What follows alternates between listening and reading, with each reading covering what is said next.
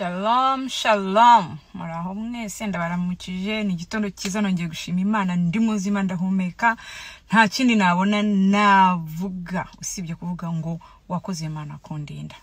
Wabura uri guca mu bigeragezo, waba uri guca mu bintu bigukomereye, ukabura ihebye, ariko kandi ukabona abandi bameze neza, bari kugira ku bisubizo, bari gusubizwa. Wowe uri guca mu bintu bigukomereye, urabona nta byiringiro. Ndagira ngo nkubwire ngo icyo nicyo kiraro cyawe Imana yaguteguriye kizakwambutsa, uzambukira kugira ngo ugere kuri biriya byiza ushaka.